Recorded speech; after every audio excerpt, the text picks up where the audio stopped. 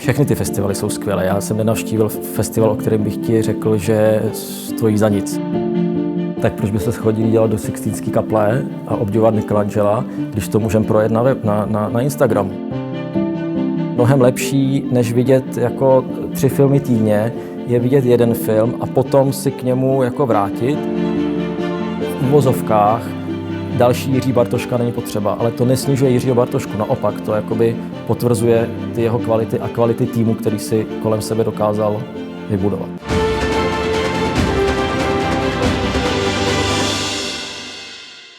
Filmový publicista a předseda ekumenické poroty na filmovém festivalu v Cannes, jehož letošní ročník před pár dny skončil. Lukáš Jirsa, ahoj.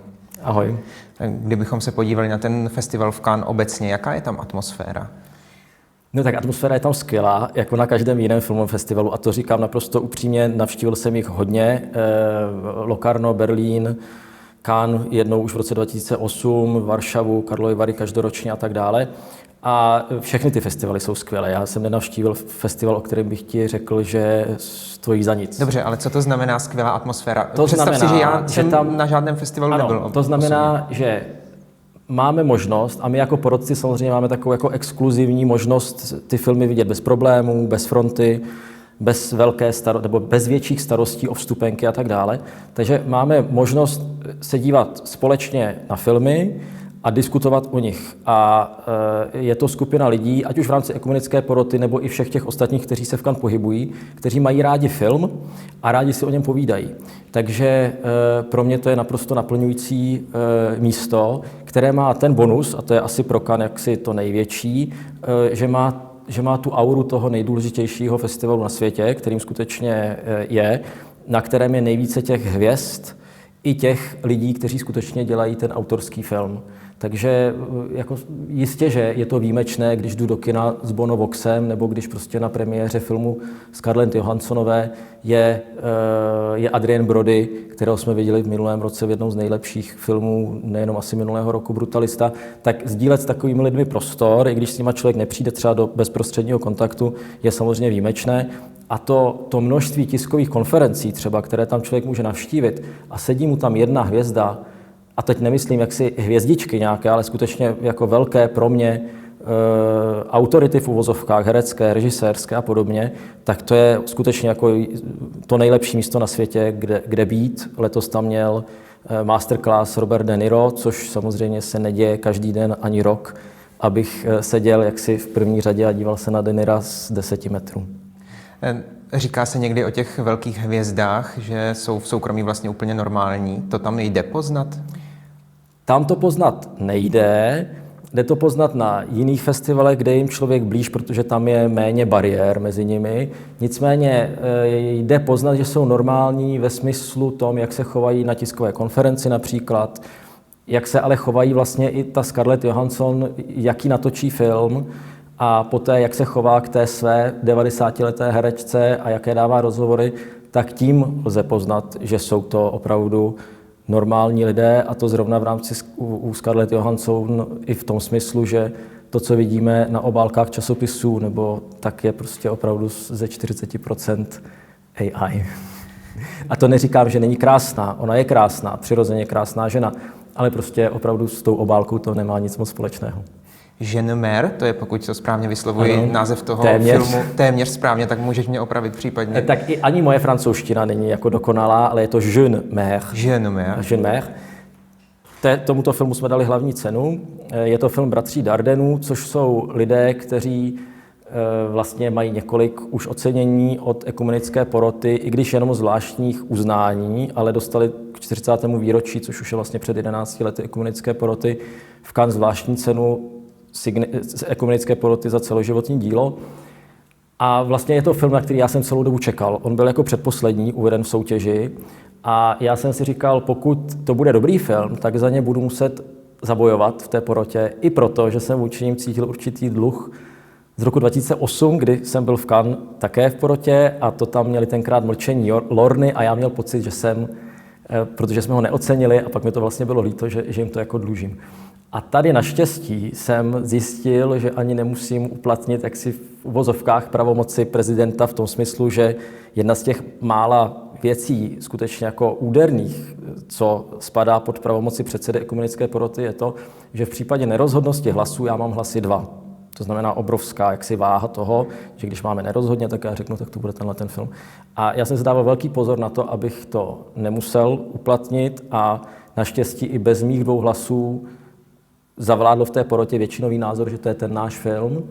I když je to takové v uvozovkách nepřekvapivé, protože bratři Dardeni vždycky ty jejich filmy jsou blízko těm našim kritériím, i když oni sami by určitě protestovali proti tomu, kdybychom je zařadili do škatulky nějakých křesťansky smýšlejících lidí, tak oni mají minimálně, ty jejich filmy můžeme brát jako vlastně sfilmovanou etiku Emanuela Levinase a to prostě je něco, v čem vlastně důstojnost člověka hraje prim jedince a to vlastně bratři Dardeni neustále filmují. A v tomhletom případě příběhy 4, 15, 16 letých dívek, které otěhotní, porodí a snaží se nějakým zodpovědným způsobem postavit ke svému mateřství, je vlastně jako téma, které je ekumenické porotě samozřejmě blízké v tom obrovském nároku na to, co s tím ty dívky udělají.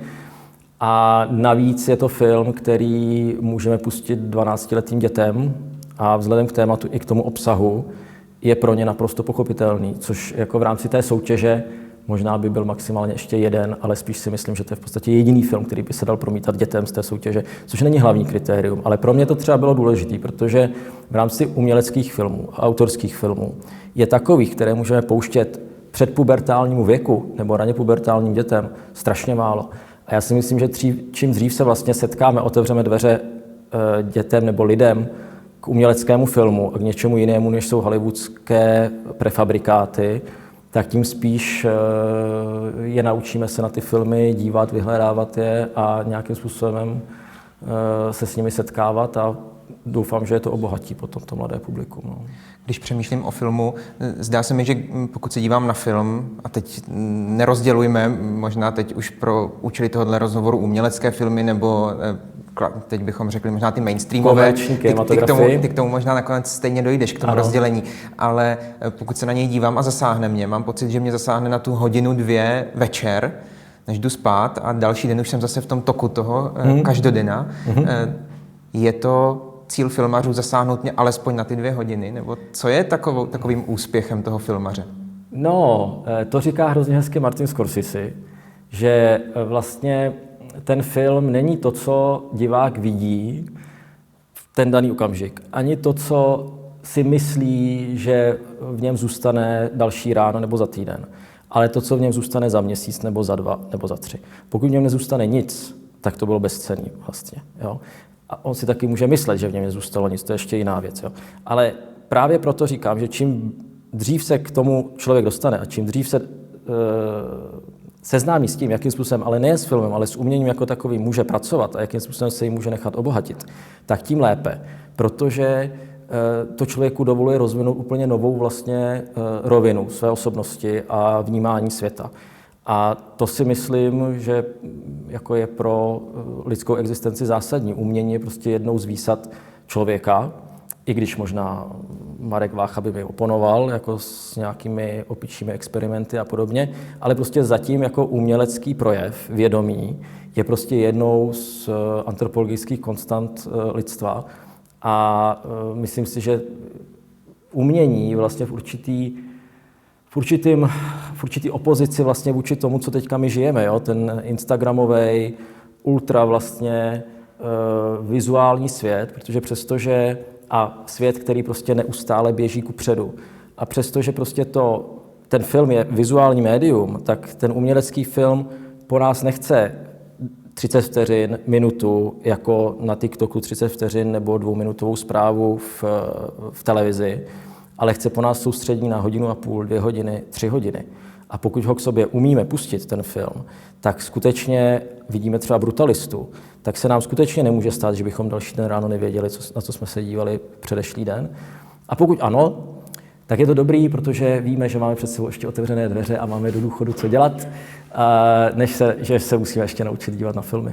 Dobrá, no a tak není teda čas začít oceňovat třeba i ta 30 nebo 30-sekundová nebo 90-sekundová videa, nejsou oni tím následovníkem, tím médiem, který dnes nakonec vidí největší množství lidí na sociálních sítích? Určitě nejsou, protože tím bychom se vzdali vlastně toho bohatství, který máme. To je jako kdybychom řekli, tak proč bychom se chodili dělat do Sixtínské kaple a obdivovat Michelangela, když to můžeme projet na Instagramu, jo, ty fotky, nebo cokoliv dalšího, jo, nebo proč bychom chodili na koncert, když si to můžu pustit doma na skvělých bednách, no tak stejně se půjdu podívat na Bruce Springsteena, stejně půjdu se podívat na Billie Eilish, nebo já nevím koho, protože mi ten prožitek živého setkání dává něco. A to samé je s filmem.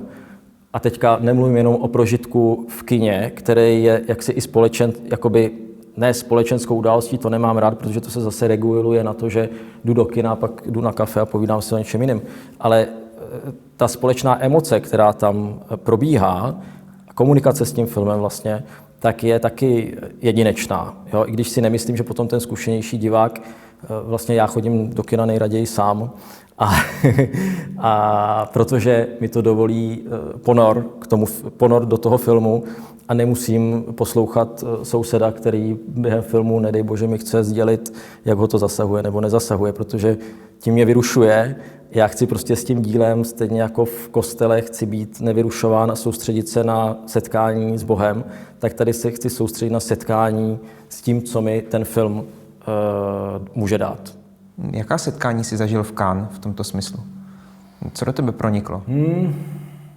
No zajímavá. Ne úplně jako výjimečná, jako na tom jsme se shodli mnozí, že letošní festival vlastně neposkytl v rámci hlavní soutěže určitě, neposkytl nějaké výjimečné dílo, u kterého bychom okamžitě konstatovali, že se stane součástí, jako nadneseně řečeno, dějin kinematografie. Nebyl tam prostě Terence Malick se Stromem života, nebyl tam ani Lars von Trier s Melancholií, nebo nevím, jaké další filmy bychom mohli jmenovat.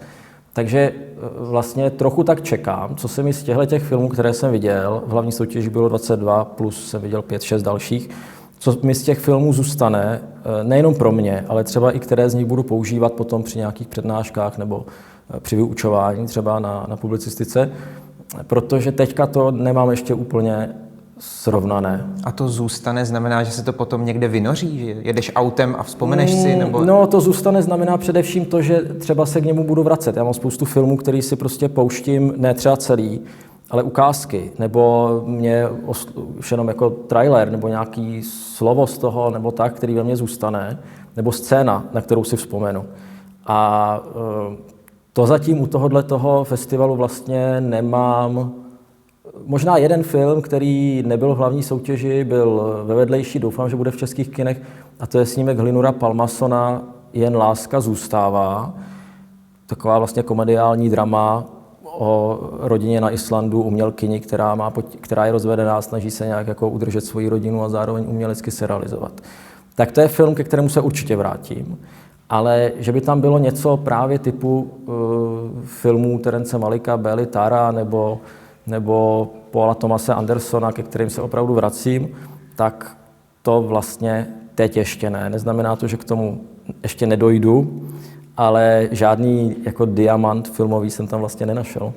Ty vidíš ročně stovky filmů, předpokládám, nebo tak... Stovky ne, ale tak jako... Právě protože... Vyšší desítky. To určitě, protože se zatím tak neženu a protože vím, že mnohem lepší, než vidět jako 3 filmy týdně, je vidět jeden film a potom si k němu jako vrátit a pročíst si to, setkat se s ním i třeba racionálně a dozvědět se o něm něco víc, protože to je i součástí toho, co já dělám, jakoby toho vzdělání a té profese, kterou vykonávám. Jo? Takže já nejsem honičem těch filmů. Já i v Cannes, když jsem věděl, že na nějaký film nemusím jít, tak už jsem to potom zrušil, třeba když jsem ty vstupenky měl, protože prostě jsem si radši s někým popovídal, nebo jsem se šel dívat na moře, případně na tiskovou konferenci. Jo? Ale nemám to na množství, mám to na kvalitu prožitku, ty filmy.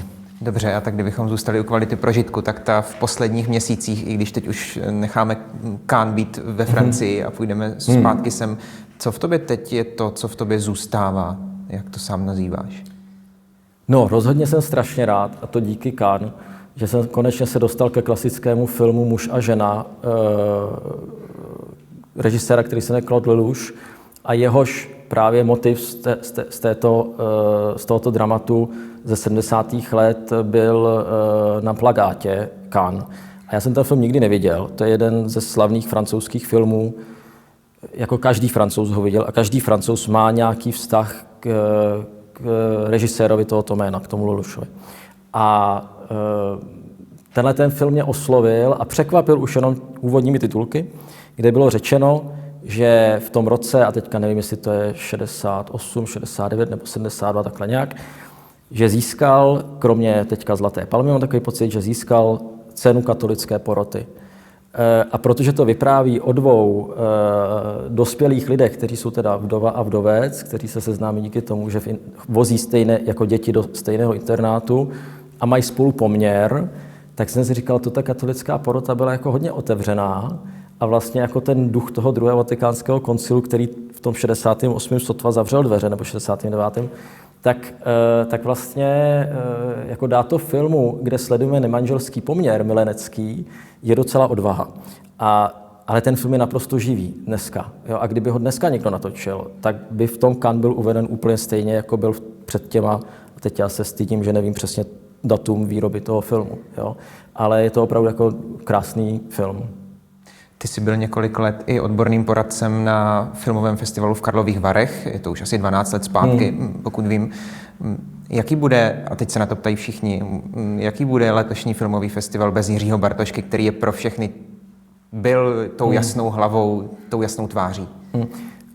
Já si myslím, že bude úplně stejně výjimečný jako každý jiný rok. Samozřejmě s úctou a nostalgickým vzpomínáním a důstojnou oslavou postavy Jiřího Bartošky, ale při vší úctě k velikosti, samozřejmě a k významu Jiřího Bartošky, tak já už jsem prožil jeden odchod a festivalové publikum a příznivci a pracovníci prožili už jeden odchod a to je právě, to byl odchod umělecké ředitelky Evy Zaoralové, která předala své žezlo současnému uměleckému řediteli Karlu Ochovi. Ale pro tu komunitu kolem toho festivalu to vlastně bylo, aspoň z mého hlediska, pro mě srovnatelné. Já jsem byl tedy Evě Zaoralové blíž, vzhledem k tomu, že jsem se zaobíral těmi filmy a byla to ona, kdo mě k tomu jenom jaksi letmému vlastně setkání a velice vnějšímu s Karlovarským festivalem a výběrem jejich filmů přizval. A to díky Cannes v roce 2008, kde jsme se seznámili. Tak pro mě její odchod byl jaksi i takovou jako osobnější ztrátou. U Jiřího Bartošky si myslím, že je ten odkaz, ta velikost i v tom, že vlastně, a to se zračí i v tom gestu, že vlastně zůstane prezidentem navždy, že nebude další prezident Karlovarského festivalu, že on dokázal ten festival dovést nejenom na tu úroveň, na jakou ji dovedl, ale dokázal vlastně i právně a ekonomicky to, že dnes filmový festival v Karlových Varech není v ohrožení, že by bez prezidenta typu Jiřího Bartošky, kterého není možné nahradit, že by měl nějaké okamžité, zásadnější a viditelné problémy, protože ta struktura je natolik pevná a jistá z ekonomického hlediska, že vlastně v uvozovkách další Jiří Bartoška není potřeba, ale to nesnižuje Jiřího Bartošku, naopak to jakoby potvrzuje ty jeho kvality a kvality týmu, který si kolem sebe dokázal vybudovat. Tak když jsme v Česku, zůstaňme v něm. Občas zaznívá, že české filmy už nejsou, co bývaly. Je to pravda podle tebe? Není to pravda, protože já jsem měl před možná 5-10 lety problém doporučovat svým zahraničním přátelům, kteří se věnují filmu v ekumenických porotách nebo filmovým kritikům a podobně, když přijeli třeba do Karlových Varů, co mají vidět v českém filmu. Minulý rok nemám problém doporučit Amerikánku, Rok vdovy, ještě nejsem tím, kým chci být. Minimálně tyhle 3 filmy, ale mám takový pocit, že další 2. Určitě ještě musím vzpomenout na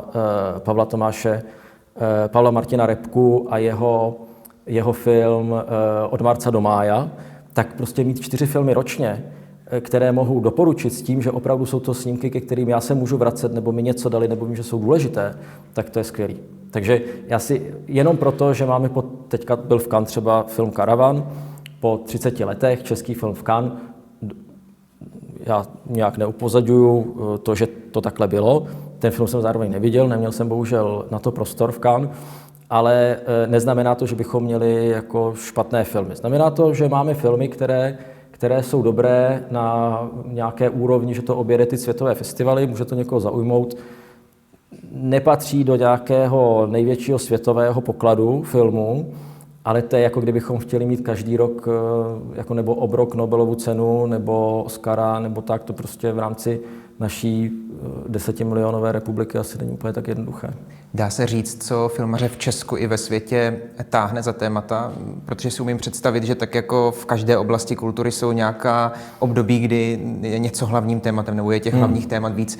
Co je teď? Protože třeba když se podívám do toho mainstreamu, tak před pár lety, a tady se tedy dívám spíš na ty diváky, před pár lety to byly ty marvelovské superhrdinské filmy. Ty vidíme, že po pár letech už vlastně vůbec nefungují, vůbec se jim nedaří. Mění se to takhle i z pohledu filmařů, ať už těch uměleckých, nebo tedy těch, co točí ty hollywoodské trháky? Hele, to nedokážu říct, protože jsem ani jednu Marvelovku neviděl. Takže netuším, to je prostě věc, která jde úplně mimo mě. Já jsem úplně odříznutý od komerční kinematografie a vidím to spíš tak jako, teďka to možná budu vídat s tím, jak moje děti rostou, tak jako na to asi budu občas s nimi chodit. Ale jako já sleduju ty umělecké filmy a v těch uměleckých filmech ta témata jsou jako neustále stejná. Prostě jako hledání odpovědí na to, co jsme zač, proč jsme tady, jaký máme vztah k sobě, k druhým, k vesmíru, k Bohu. Prostě ano, můžu říct, že letos bylo v Cannes hodně filmů, které jako zobrazovaly nějaký apokalyptický svět a byly strašně drsný a podobně, ale to je každý rok. Jo? A v podstatě jako neobjevilo se tam nic tak děsivého, jako byl Lars von Trierův Antikrist nebo minulý rok Substance. Byly tam v uvozovkách ošklivé filmy, ne, že by se mi nelíbily, ale jako nepouštěl bych je v 8 večer na televizi, no určitě. Ale nic takhle drastického tam vlastně nebylo. A já jsem dalek toho, aby když se vynoří nějaké 3 filmy na stejné téma, říkal, že to teda teďka ty filmaři řeší. Jo? Ne, prostě jako Rok vdovy, který natočila Veronika Lišková, prostě řeší téma, kdy opustí nás ten nejbližší člověk a zase prostě ještě nejsem kým chci být, je prostě víme, a to je skutečně světový, teda jako na světové úrovni udělaný dokumentární film o fotografce Jarcoviákové, no tak ten řeší prostě vztah mě a umění a hledání identity a tak dále. A to jsou filmy, které se točí neustále. Ale jestli to je zahaleno do apokalyptického světa, nebo detektivky, nebo komedie, je vlastně otázka úplně jiná. Jak když jdu na film, tak mě vlastně vůbec nic neřekne to, jaká je zápletka, kde se film odehrává, z jakých okolností, to mě vlastně vůbec nezajímá, protože vím, že to není důležitý. Důležitý je o čem ten film skutečně je, jaksi pod tím vizuálním povrchem. Jo? A to může být komedie, horor, policejní thriller, anebo nějaká politická freska ze 70. let z Brazílie. A přitom může být naprosto sdělná i pro mě, přičemž já vůbec nevím, jak vypadala diktatura v Brazílii. Takový film jsme tam taky viděli a byl určitě jedním z nejlepších a doufám, že se dostane do českých kin, jmenuje se Tajný agent. Výborný film. Aniž bychom věděli cokoliv o Brazílii, můžeme se na ně dívat, o té Brazílii se něco dozvíme, ale mnohem důležitější je vlastně to, co ty postavy mezi sebou prožívají a co se podaří předat tomu divákovi, aniž by měl jakýkoliv vztah a vědomosti o brazilské politice. Snímek, který bychom mohli označit za filmovou událost roku 2025, už přišel, nebo na něj ještě čekáme? Já doufám, že přijde. Doufám, že přijde. Já jsem doufal celou dobu, když jsem se dozvěděl, že budu v ekumenické porotě v Cannes, tak jsem to tentokrát už konečně jako přijal, také proto, že jsem doufal, že ten Terence Malick po 6 letech už dostříhá konečně ten svůj film The Way of the Wind, Cesta větru, což má být jaksi epizody ze života Ježíše Krista. On to natočil v roce 2019, prý natočil 3000 hodin filmového materiálu a teď to už 6 let stříhá. A už byla velká naděje, že teda to bude v Cannes. Tak to by byl podle mě opravdu film, který by byl jedinečný. Ten tam nebyl, možná bude v Benátkách, možná bude nevím kdy, tak to by mohl být film roku, ale já jsem film roku zatím ještě neviděl. Říká filmový publicista Lukáš Jirsa. Díky moc. Děkuji.